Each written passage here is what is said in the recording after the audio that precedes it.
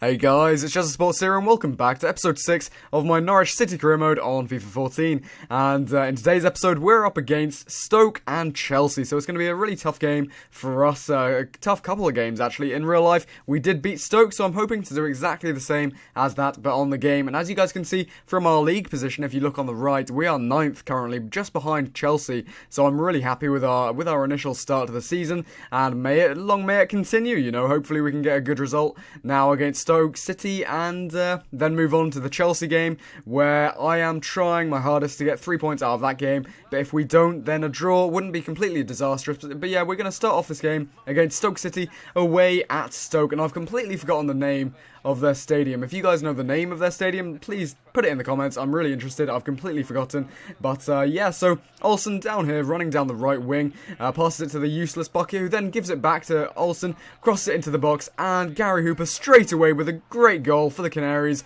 3rd minute, and what a goal that is, really. I mean, smacks it into the roof of the net with his head, obviously. You know, that seems to be the only goal that I can score nowadays. It's just headers, really. So, but yeah, that was a good goal now. Nevertheless, good goal. 3rd minute, 1-0 up. I will definitely take that every day of the week. Let's go again and try and get some more goals. So, yeah, but unfortunately, Stoke do come back and they try and attack John Ruddy there in the Norwich City goal, but that doesn't really work out too well for them. But now we are on the break, 3 versus 3. Van Wolfswinkel is here, so it's kind of like 2 versus 3 because Wolfswinkel is shit.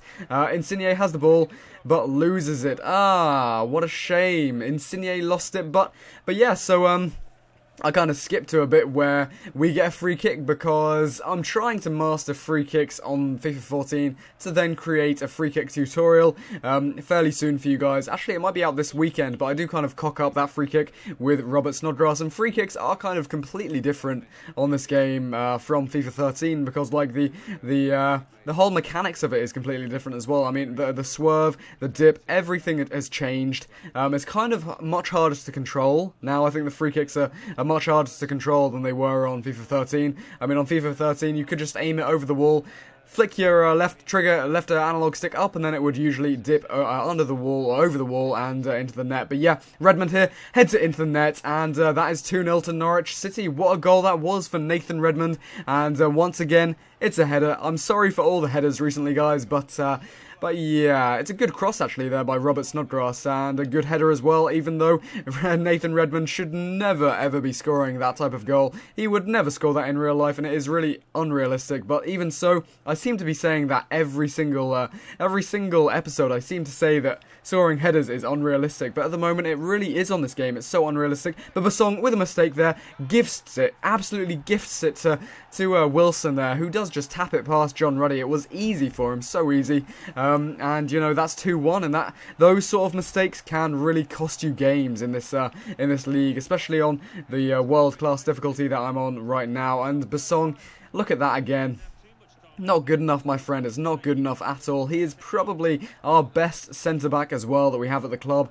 And in all fairness, that was my fault completely. Obviously, I am the player. But I did assume that that sort of shot power, that sort of power at least, would go back to John Ruddy fairly comfortably. But here we have Stoke City again, trying to get past John Ruddy, and should they have scored there? I believe they should have. But anyway, they had a corner out of that that they actually cocked up. But we are on the ball now with Ricky Van Wolfswinkel, who plays it into Nathan Redmond, through on goal. Can he score? 43rd minute. Can he score before half-time? No, he can't. Can Gary Hooper? No, he can't. That is such a shame. And once again, we see the strange kind of volley. What do you call that? A kind of scissor kick in a way from all the defenders on this game. They always seem to do some sort of gay scissor kick to get the ball away. I don't know why, but they all seem to do it, and it's kind of frustrating. But I guess, you know, it would never happen in real life, but on this game it looks cool, so why not? Stick with it, why not? So yeah, half-time, it was 2-1 to us, the amazing Norwich City, who are going to be in a Euro League spot, hopefully by the end of this season. But Van Wolfswinkel is on the ball. No, he's not. Olsen's on the ball, who cuts inside. No, he passes it to Van Wolfswinkel, who cocks up, and yeah. That's all I can really say about that man. He just cocks up all the time, Ricky Van Wolfswinkel, but Gary Hooper does bring it back, get it back for us, but it does get taken back by the Stoke City defence quite easily there. Leroy Fer crosses it down, and once again, what on earth? What on earth? All these scissor kicks that I see from all these defenders, every single game, there's about 10 scissor kicks. I mean, literally, there's about 10 scissor kicks. I don't actually show them all, but there's, you know, I do cut a lot of them out because they're just boring. But yeah. There's just too many scissor kicks. It's not realistic. FIFA need to patch it, but oh well.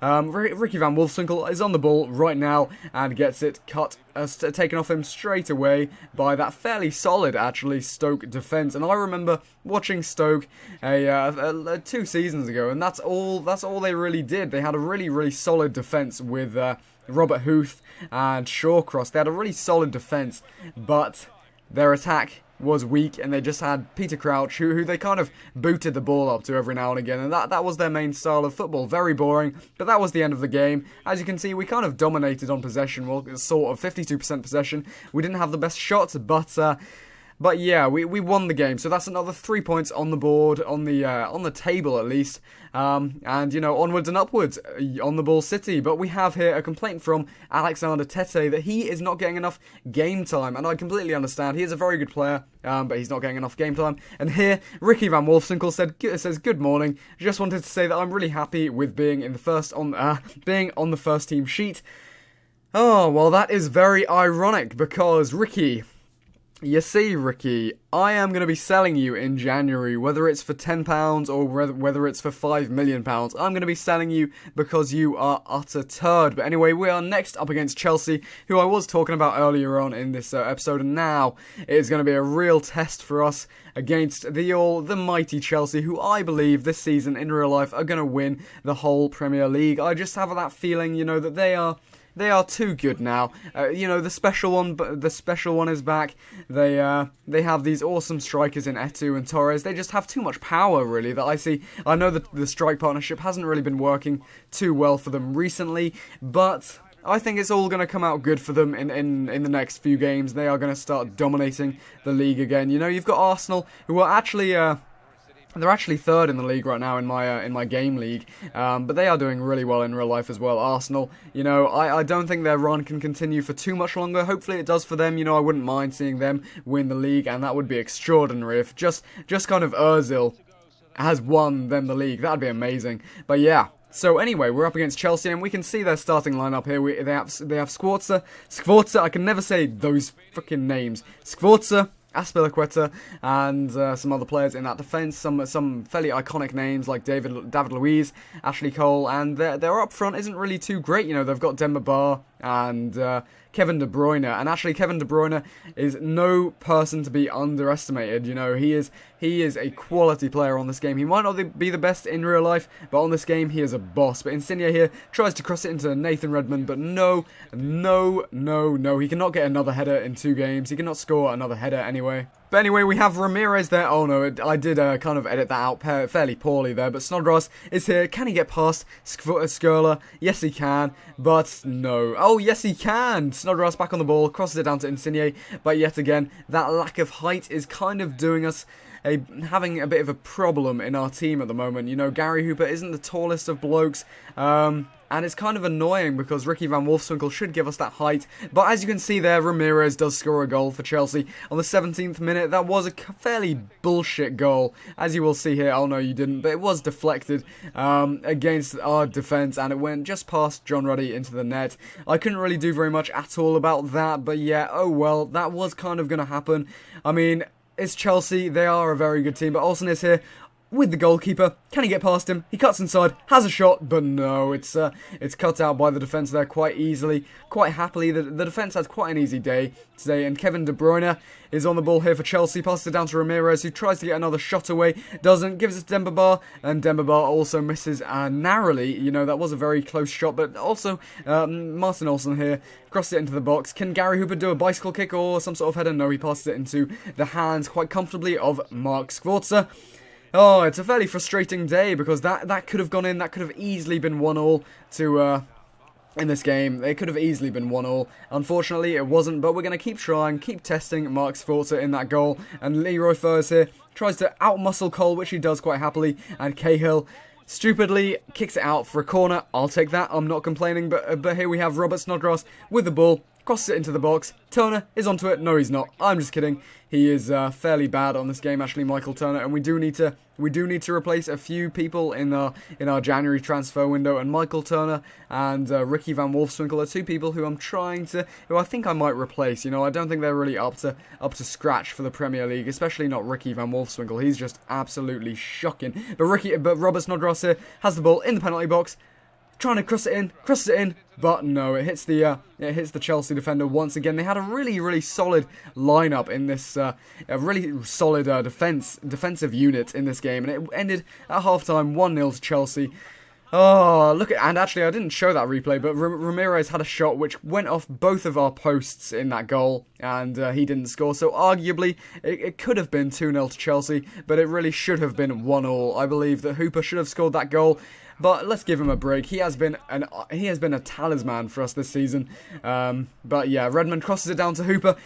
Snodgrass has a volley, but no, it was so close, but not close enough, I'm afraid. Olsen is here on the ball, tries to make something of it. Can he pass it down to someone who can create something? Martin, is he the man to do it? I don't think he is. He's a good right back, but he's no playmaker.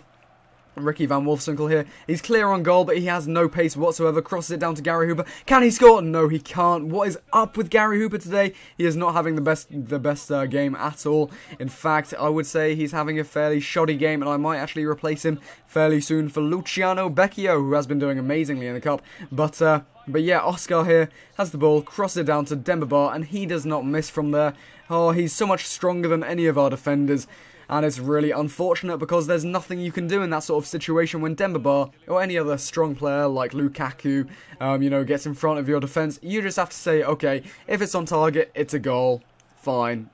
Deal with it. Get on with the game, and it's now 2-0 to Chelsea, and it's not looking too good for us in the Norwich area. But yeah, I kept trying to find some good 1-2 plays for Norwich in this game. Tried to grind some chances really for us to work on and hopefully score from, but nothing really happened. And can Chelsea get their third here to really humiliate us? Can they do it? No, they can't. That's how the game finished, 2-0 to Chelsea, and that was a really frustrating game actually, because we could have had more from it. As you can see there, we had 5 shots, 4 on target. They had 2 on target. So really, we could have actually scored 4 goals, and we could have won it by 4 goals to 2. But anyway, if we had taken all of our chances. But anyway, guys, we are just going to have a real quick look at the squad report. And as we can see here, John Ruddy did go up a few overalls. Also, Leroy Fer and Snodgrass have. Redmond has.